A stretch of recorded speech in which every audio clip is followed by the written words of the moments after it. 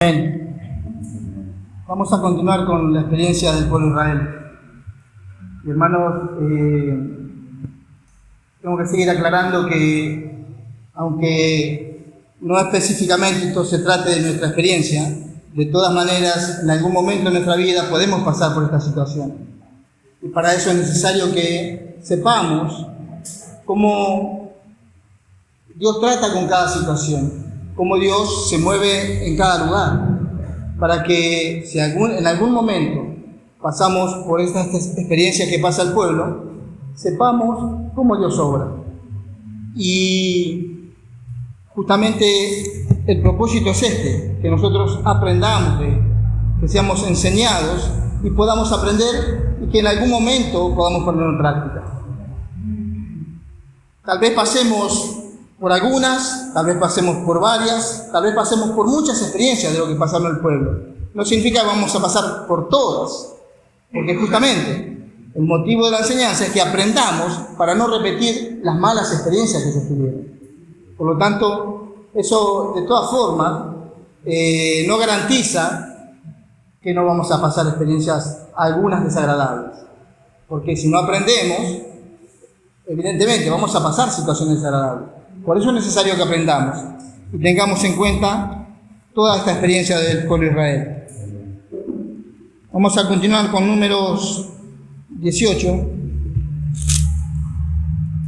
Habíamos leído del versículo 1 al versículo 7, que en esta ocasión el lugar que ellos están, como dijimos, es Arada, que significa temor reverente. Y justamente sobre este asunto, específicamente sobre esto, Dios está enseñando al pueblo. Pero hubo ocasiones en las que enseñó al pueblo. En esta ocasión está más referido a los líderes. Y como decimos, tal vez podemos llamarles líderes, a veces decimos hermanos que toman la delantera, ancianos, pero entendemos lo que queremos decir cuando usamos estos términos. Y justamente para este tipo de hermanos está básicamente esta enseñanza aquí en Número 18. Y si hablamos de temor a Dios o de tener temor reverente, eso tenemos que tenerlo todos, absolutamente todos. Pero más todavía, más los hermanos que lideran, o los que son ancianos, o los que son pastores, o los que son maestros, ese tipo de hermanos, con más razón, deben mostrar temor reverente. En otras palabras, este tipo de hermanos realmente debe ser un ejemplo para los demás hermanos. Y hay algunos ejemplos que vamos a ver. El otro día compartimos algo breve, quiero detallar un poquito más lo de las iglesias en Apocalipsis. Capítulo 2, por lo menos una iglesia, capítulo 2.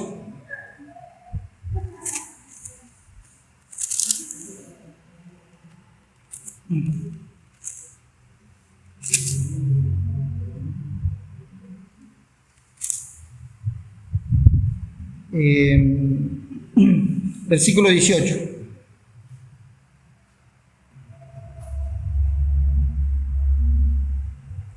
En general, creo que conocemos más o menos en general la carta, pero vamos a leer desde el versículo 18 hasta el 23. Y escribe al ángel de la iglesia en Tiatira, el Hijo de Dios, el que tiene ojos como llama de fuego y pies semejantes al bronce bruñido.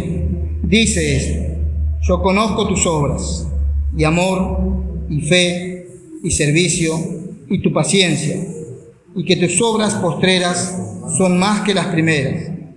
Pero tengo unas pocas cosas contra ti, que toleras que esa mujer Jezabel, que se dice profetiza, enseñe y seduzca a mis siervos a fornicar y a comer cosas sacrificadas a los ídolos.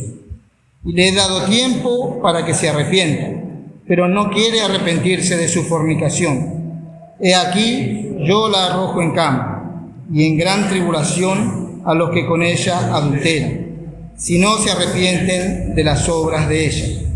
Y a sus hijos heriré de muerte. Y todas las iglesias sabrán que yo soy el que escudriña la mente y el corazón, y os daré a cada uno según vuestras obras. En esta iglesia, como leímos,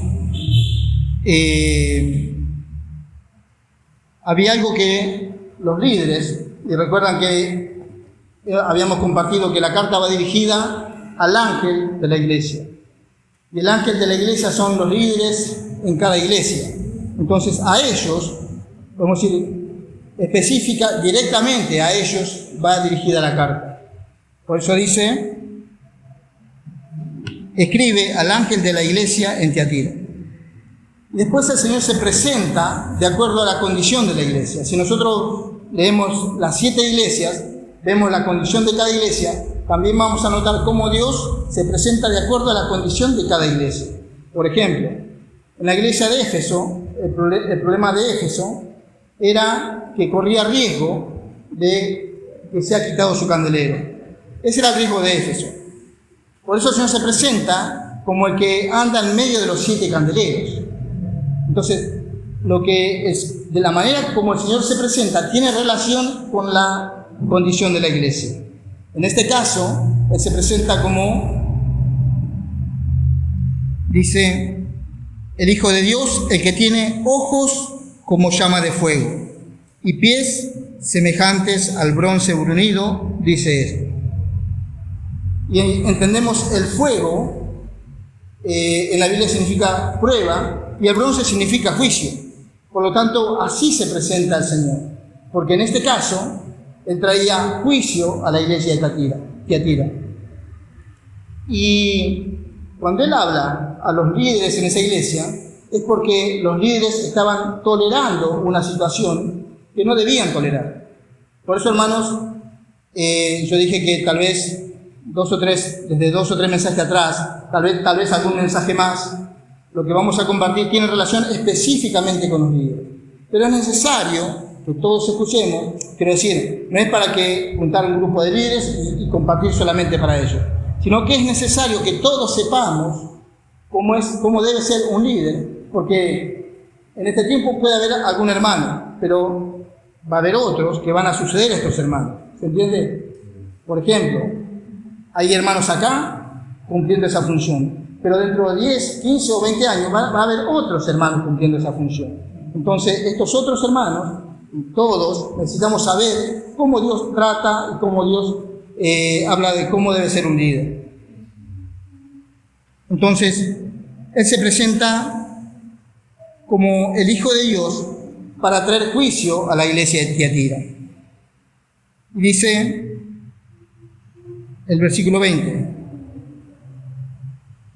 pero tengo unas pocas cosas contra ti, que toleras que esa mujer Jezabel, que se dice profetiza, enseñe y seduzca a mis siervos a fornicar y a comer cosas sacrificadas a los ídolos.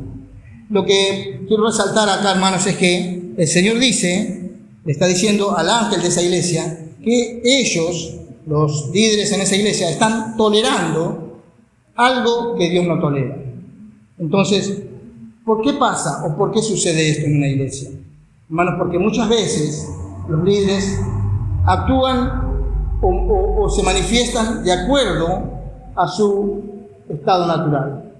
No tienen el sentir de Dios, no están mirando desde la óptica de Dios, sino desde su propia óptica, y algunas cosas que Dios no tolera, ellos toleran.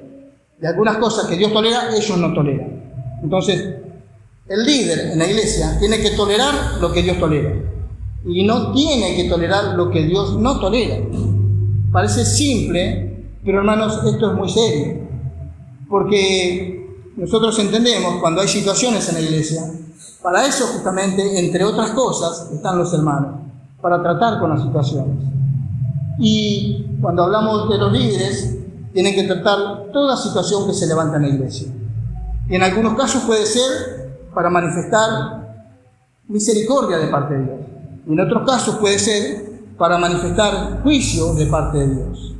Entonces, cuando suceden cosas en la iglesia, a veces suceden cosas entre los hermanos, y hermanos, en este caso, si tomamos todos el lugar de hermanos, porque puede haber una congregación donde hay hermanos líderes, pero a su vez, y los hermanos se someten a los hermanos líderes, pero a su vez esos líderes se someten a lo mejor a otros hermanos, a veces por causa de la edad, a veces por causa de la gracia. Entonces, en un sentido, nos sometemos unos a otros. Los hermanos se someten a los líderes y los líderes se someten a otros hermanos con más gracia. Entonces, quiero decir, todos estamos bajo autoridad. Y todos estamos bajo autoridad y a su vez todos, principalmente, debemos estar bajo la autoridad de Dios. Él es la única autoridad, la auténtica autoridad. Y ninguno podría ser autoridad si no les da autoridad de parte de Dios. Entonces, decía, puede ser que a veces sucedan cosas en la iglesia, los hermanos tienen que tratar, y es mucho mejor que nosotros aprendamos, me estoy refiriendo a los hermanos en general, a recibir la dirección, la reprensión, la orientación de los hermanos líderes, es mucho mejor, y no que Dios trate directamente con nosotros. Por ejemplo, después vamos a ir viendo casos en los que, o mejor dicho, acá vamos a encontrar uno, en los que algunos no cumplieron su función. En este caso, los líderes, en este lugar, el ángel de la iglesia no estaba cumpliendo su función. No tenía que tolerar, y estaba tolerando. Pero ¿qué consecuencia trajo esto? No solamente que ellos fueron desobedientes o fueron infieles, que eso, diríamos, es una falta de los líderes, sino que trae otra consecuencia todavía, no digo más complicada, pero también complicada. Voy a leer cuál es la consecuencia de esto.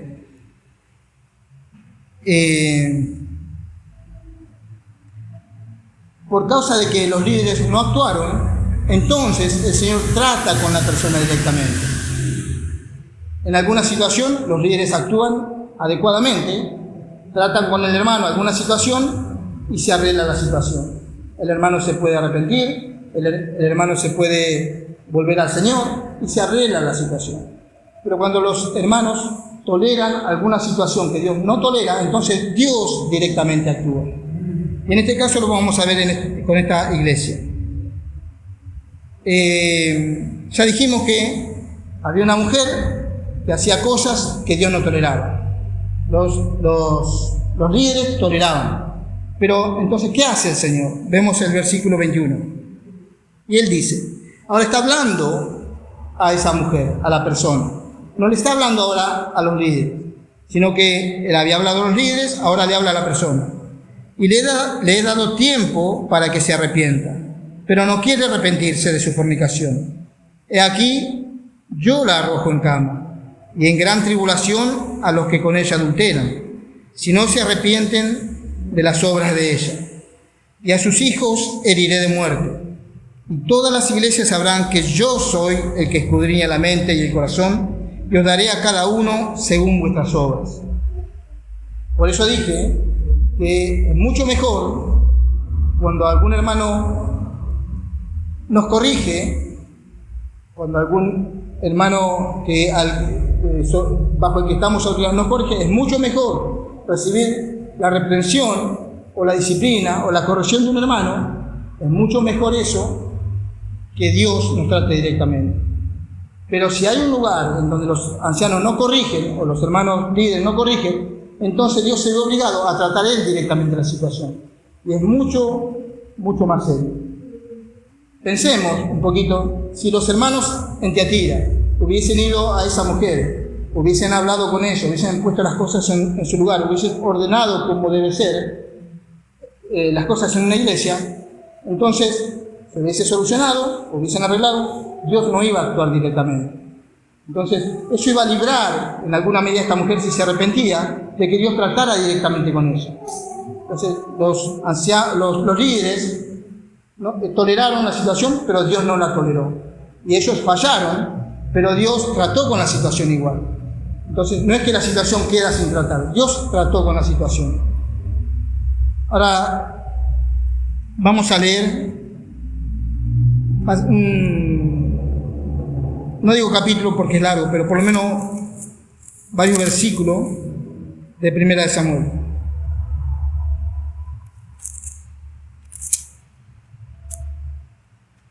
Pero tenemos tiempo, vamos a leer todo el capítulo. Samuel 15, 35 versículos. Después Samuel dijo a Saúl: Jehová me envió a que te ungiese por rey sobre su pueblo Israel. Ahora, pues, está atento a las palabras de Jehová. Así ha dicho Jehová de los ejércitos: yo castigaré lo que hizo Amalec a Israel, al oponérsele en el camino cuando subía de Egipto. Ve pues y hiere a Amalec, y destruye todo lo que tiene, y no te apiades de él. Mata a hombres, mujeres, niños y aún los de pecho, vacas, ovejas, camellos y asnos. Saúl pues convocó al pueblo y les pasó revista en Telaim, 200.000 de a pie y 10.000 hombres de Judá. Y viniendo Saúl a la ciudad de Amalec, puso emboscada en el valle. Y dijo Saúl a los eneos: idos, apartaos y salid de entre los de Amalec, para que no os destruya juntamente con ellos, porque vosotros mostrasteis misericordia a todos los hijos de Israel cuando subían de Egipto. Y se apartaron los eneos de entre los hijos de Amalec. Y Saúl derrotó a los amalecitas desde Ávila hasta llegar a Shur, que está al oriente de Egipto. Y tomó vivo a Agag, rey de Amalec, pero a todo el pueblo mató a filo de espada. Y Saúl y el pueblo perdonaron a Agag y a lo mejor de las ovejas y del ganado mayor, de los animales engordados, de los carneros y de todo lo bueno, y no lo quisieron destruir. Mas todo lo que era vil y despreciable destruyeron. Hasta ahí, hermanos, primero.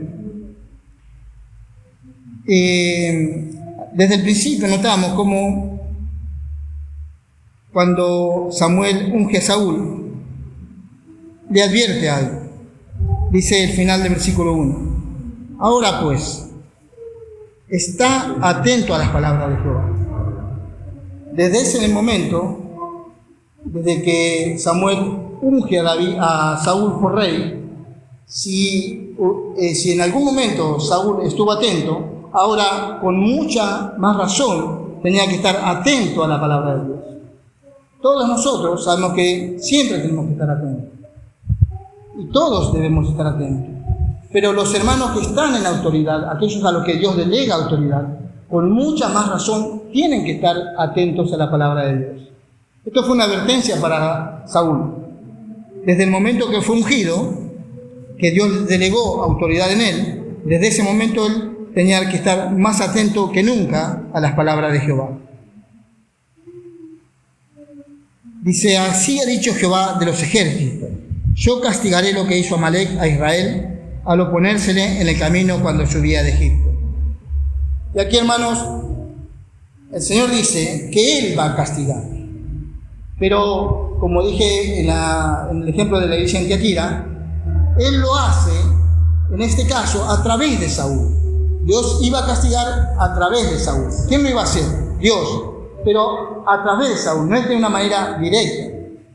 Esto es como cuando preguntamos: ¿quién sacó al pueblo de Israel de Egipto? Dios, porque dice que Él lo sacó con brazo fuerte y con brazo poderoso. Dios sacó al pueblo, pero no lo hizo Dios directamente, no descendió y Él como un hombre sacó al pueblo siendo al frente del pueblo. En algún sentido, en la figura fue así, pero a través de Moisés, Dios sacó el pueblo. Entonces, cuando Dios hace algo, lo hace a través de su autoridad delegada. Él levanta a alguien y a través de esa persona que Él levanta, Él le da su autoridad y lo envía, y esa persona tiene que hacer lo que Dios quiere. No puede actuar de acuerdo a lo que le parece. No puede hacer lo que a Él le gusta, ni puede hacer lo que mejor le parece.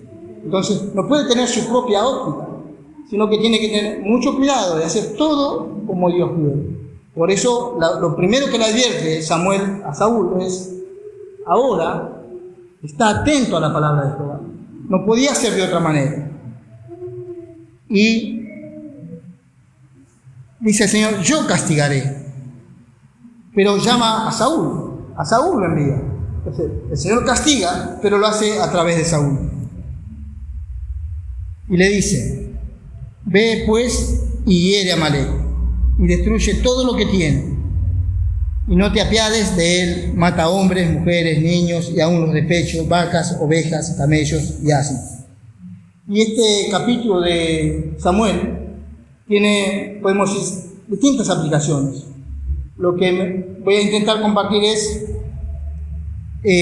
por un lado, cómo fue descuidado Saúl, pero por otro lado, cómo nosotros también en ocasiones somos también así. Y dice, y podemos poner atención a algunas partes de algunos versículos que creo que son importantes. El Señor dijo: ves pues y hiere a Amalec y destruye todo lo que tiene. El Señor le dijo a Saúl que vaya, que hiera y que destruyera, escuchemos, destruyera todo lo que tenía, y no te apiades de él. Dice Saúl, pues, versículo 4, convocó al pueblo y les pasó revista ante Telaim 200.000 de a pie y 10.000 hombres de Judá. Por ahí no es muy común decir pasó revista, pero esto se hace en el ejército. Pasa, por ejemplo, un superior, tanto los soldados o todo el ejército firme, en fila, y el superior pasa revista, es que observa, supervisa y mira completamente a todo lo que sean soldados, oficiales, a todo el ejército. Eso es pasar revista. Y podemos decir, evidentemente, hermanos, en Saúl algo se empezaba a levantar. Porque si bien él había sido ungido por Dios a través de Samuel, estaba un poco elevado por esta autoridad delegada que Dios le había dado. Él se puso en una situación como de superioridad sobre el pueblo. Y por eso él pasó revista. Pasar revista es supervisar y mirar a todos y que en alguna medida todos estén pendientes de él. Esto, como dije, se usa en el ejército y tiene que ver con alguien que realmente es superior, que tiene un grado alto, y todos le tienen que prestar atención a él.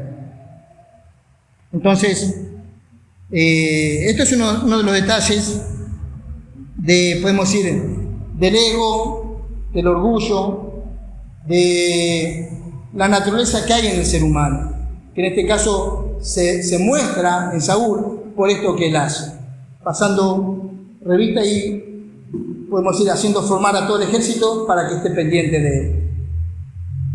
Dice: viniendo Saúl a la ciudad de Amalec, puso emboscada en el valle. El versículo 7, voy a ir salteando para tratar de compartir, si podemos, todo el capítulo. Y Saúl derrotó a los amalecitas desde Ávila hasta llegar a Shur, que está al oriente de Egipto.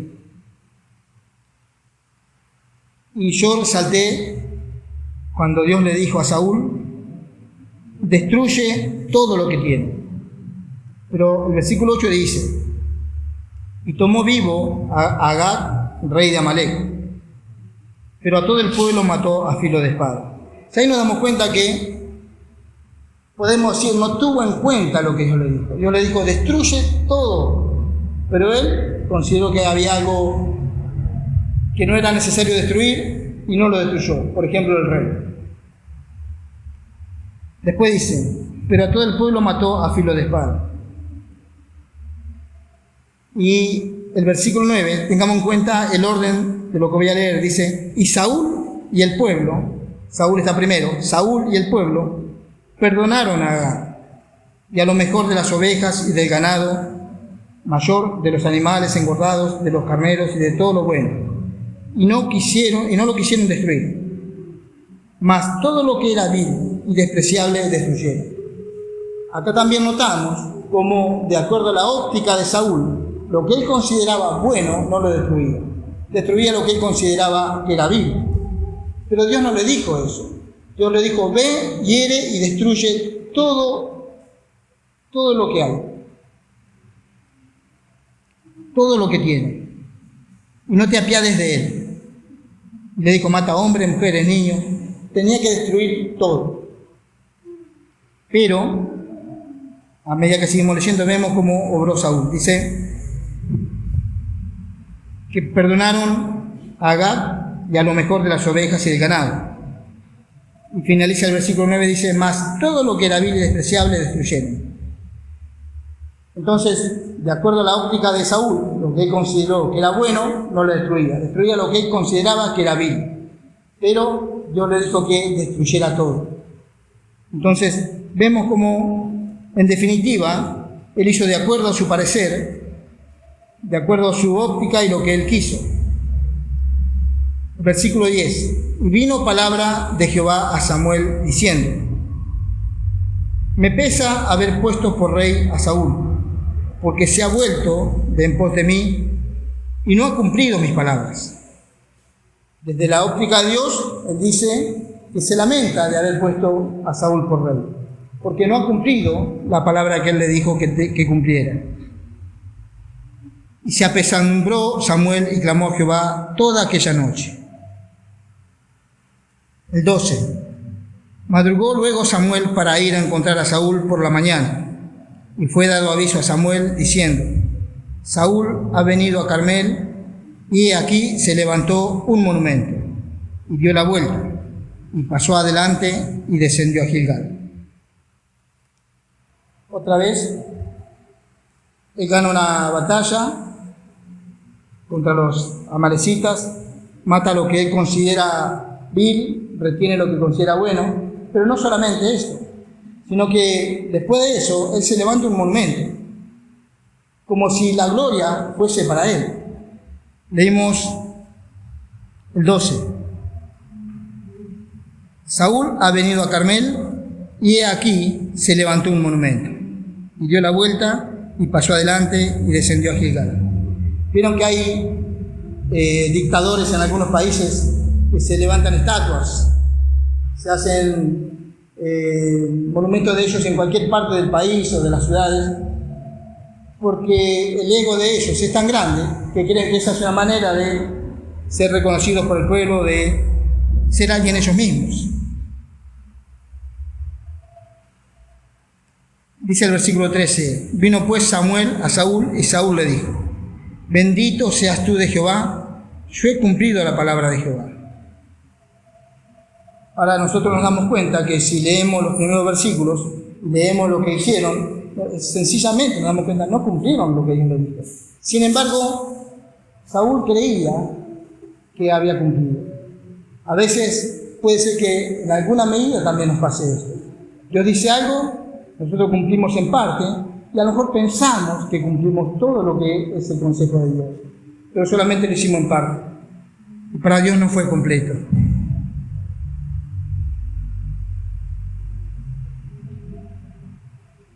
Samuel entonces dijo, pues, ¿qué balido de ovejas y bramido de vacas es este que yo oigo con mis oídos? Y Saúl respondió, de Amalec los han traído, porque el pueblo perdonó lo mejor de las ovejas y de las vacas. Anteriormente leímos Saúl y el pueblo perdonaron. Ahora leemos que el pueblo perdona. Quiero decir, hermanos, que cuando Dios miró, reconoció que Saúl y el pueblo perdonaron. Pero aquí Saúl dice que el pueblo fue el que perdonó.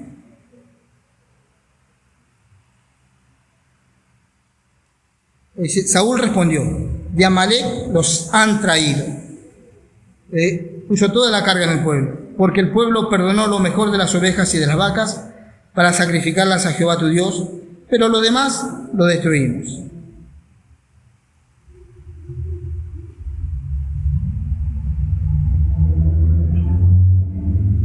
Y dijo Samuel, aunque eras pequeño en tus propios ojos, ¿no has sido hecho jefe de las tribus de Israel? Y Jehová te ha ungido por rey sobre Israel. Y Jehová te envió en misión y dijo, ve, destruye a los pecadores de Amalec, y hazles guerra hasta que los acabes. ¿Por qué, pues, no has oído la voz de Jehová? Según Saúl, él había escuchado y había obedecido a Dios. Pero Samuel le dice, ¿Por qué pues no has oído la voz de Jehová? Sino que, vuelto al botín, has hecho lo malo ante los ojos de Jehová. Y Saúl respondió a Samuel: antes bien he obedecido a la voz de Jehová, y fui a la misión que Jehová me envió, y he traído a Agag, rey de Amalec, y he destruido a los amalecitas. Todavía Saúl pensaba que él había cumplido con la misión que Dios le había encomendado. Mas el pueblo tomó del botín ovejas y vacas, las primicias del anatema, para ofrecer sacrificios a Jehová tu Dios en Gilgal.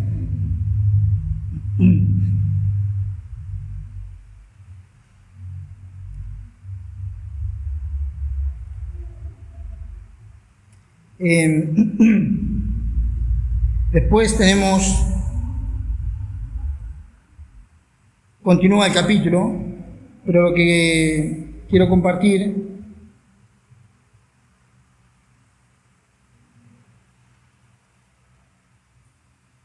es el versículo 32. Así como en la iglesia en Tiatira, podemos decir, los hermanos líderes allí toleraron algo que Dios no toleraba, entonces Dios actuó directamente. Él trató con Jezabel. En este caso, Saúl toleró algo que Dios no toleraba, no destruyó todo lo que Dios le dijo, y Samuel tuvo que hacerlo para completar lo que faltaba. Dice el 32: después dijo Samuel: traedme a Agag, rey de Amalec. Y Agag vino a él alegremente. Y dijo a Agag: ciertamente ya pasó la amargura de la muerte. Agag, este rey de Amalec, pensó que se salvaría. Y Samuel dijo: como tu espada dejó a las mujeres sin hijos, así tu madre será sin hijo entre las mujeres. Entonces Samuel cortó en pedazos a Agag delante de Jehová en Gilgal. Y así sucede siempre. Cuando Dios trata con los hermanos líderes en algún lugar, y los hermanos que son la autoridad delegada por Dios tienen que hacer algo y no lo hacen, entonces Dios obra directamente. Lo que Dios tiene que hacer lo va a hacer sin duda, pero debía haber sido hecho por Saúl, no por Samuel. Pero ya que falló Saúl, entonces tiene que hacerlo Samuel. Fallaron los líderes, lo tiene que hacer Dios.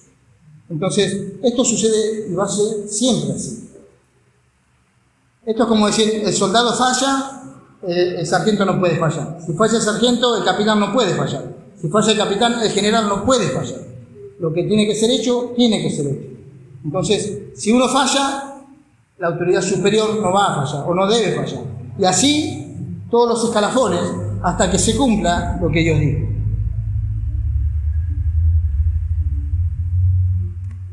Entonces, de esta manera, Saúl fue desechado.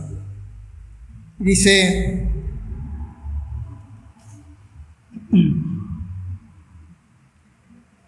el versículo 26. Samuel respondió a Saúl: no volveré contigo, porque desechaste la palabra de Jehová. Y Jehová te ha desechado para que no seas rey sobre Israel. Hermanos, esto es cuando se desecha la palabra de Dios. Dios también desecha a la persona, porque justamente Él es el Señor, Él es Dios, y nosotros somos los que tenemos que obedecer y hacer lo que Él quiere, lo que Él decide. Nosotros tenemos que cumplir con su sentido, con lo que Él quiere hacer. Entonces, si en una iglesia no se tiene en cuenta la palabra de Dios, entonces Dios desecha cuando no se cumple su palabra. Y hubo podemos decir, un arrepentimiento tal vez liviano de parte de Saúl, que no fue tomado en cuenta por Dios. Porque Samuel dijo: me arrepiento porque fallé, pero Dios lo desechó. No tuvo en cuenta lo que habló Saúl. Entonces, un poquito para mostrar cómo todo tiene que ser hecho de acuerdo a lo que Dios dice. Dios dijo: destruyan todo, tenía que destruir todo. No en parte, no lo que me parece, no lo que veo bueno guardo, lo que veo vil destruyo, sino lo que exactamente como Dios dijo. Tiene que ser así siempre en las iglesias. Tiene que ser la palabra de Dios así como Dios habla. Voy a leer una iglesia más en Apocalipsis, Pérgamo.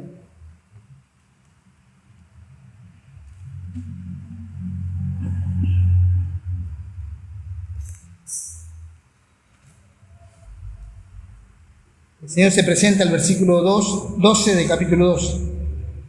Dice: escribe al ángel de la iglesia en Pérgamo, el que tiene la espada aguda de 2 filos, dice esto. Dijimos que él se presenta de acuerdo a la condición de la iglesia.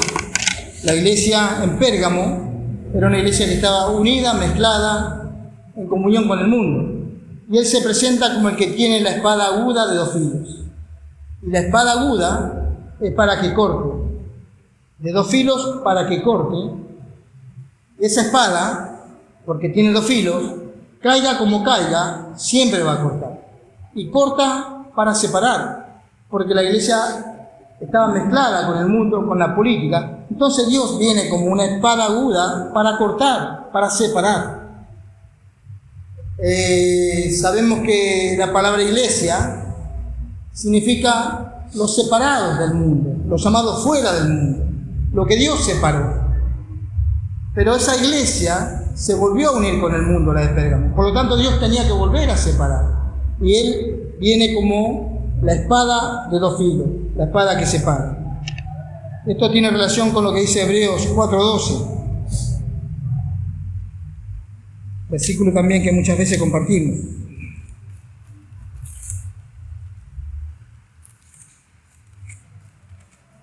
Dice 4:12. Porque la palabra de Dios es viva y eficaz, y más cortante que toda espada de 2 filos, y penetra hasta partir el alma y el espíritu, las coyunturas y los tuétanos, y discierne los pensamientos y las intenciones del corazón. Pero lo primero que hace es separar. Dice: penetra hasta partir el alma y el espíritu, separa. Lo que hace la palabra, como una espada aguda de 2 filos, separar lo espiritual de lo natural, lo santo de lo vil, lo puro de lo impuro. Esto hace la palabra, siempre separa. Y así se presentó el Señor en Pérgamo, porque justamente era una iglesia que tenía mezcla y relación con el mundo, por lo tanto tenía que separar. Pero recordemos siempre que esto fue hablado a los líderes en la iglesia, y ellos tenían que separar. Si no separan ellos, a través de la palabra, entonces el Señor viene y tiene que separar. Pero sin duda que Él va a cumplir su propósito. A veces, hermanos, yo digo con tranquilidad que cuando me levanto a compartir, agradezco al Señor que puedo hacerlo con libertad, ¿no? Comparto con libertad, hablo lo que el Señor creo que pone en mi corazón. Eso no quiere decir que no puedo equivocarme, no quiero decir que es garantía de que a veces no puedo hablar algo natural, pero sí que todos tienen que juzgar, pero sí que tengo la libertad de hablar lo que creo el Señor pone en mi corazón. Y a eso quiero ser fiel, y soy fiel a eso que el Señor pone en mi corazón.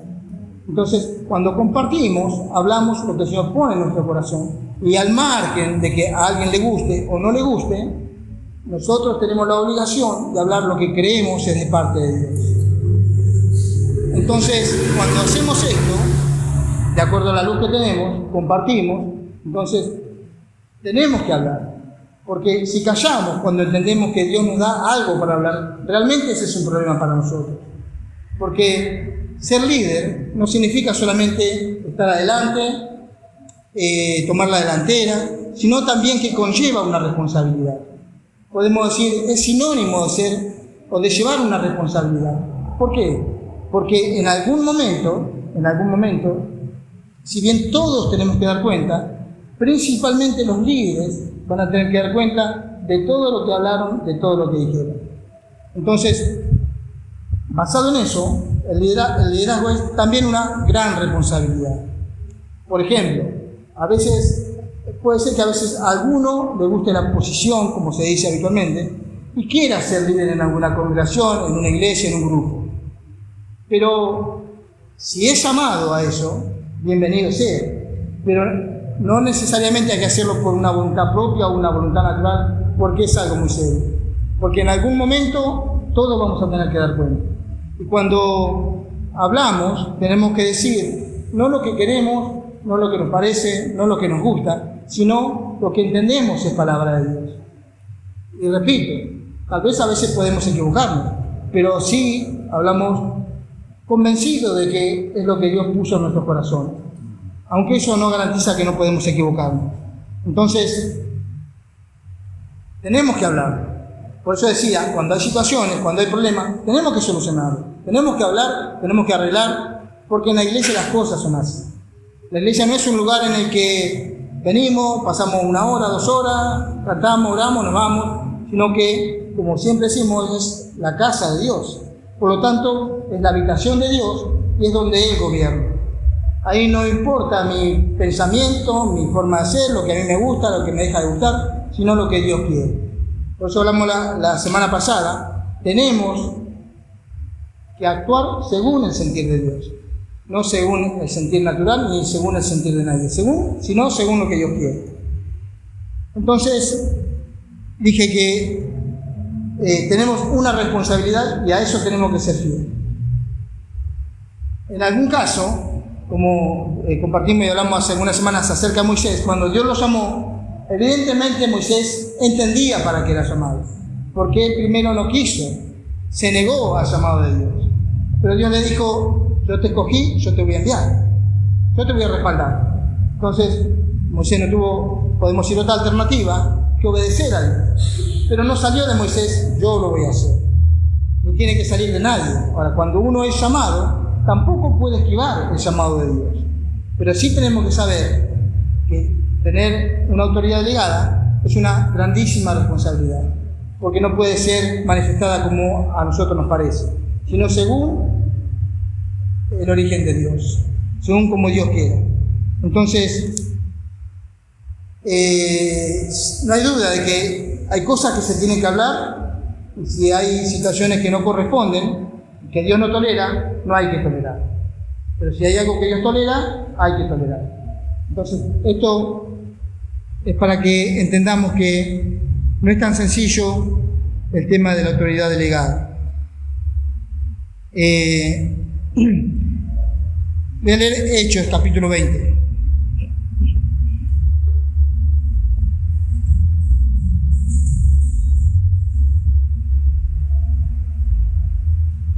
También había comentado algo de esto hace algunas semanas.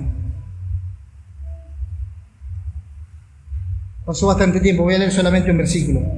Dice el versículo 26 y 27.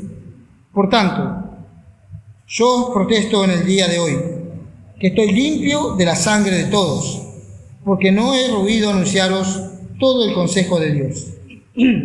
Aquí hablaba Pablo a los ancianos de Éfeso, estando en la ciudad de Mileto, los hizo venir a él, porque él estaba ahí,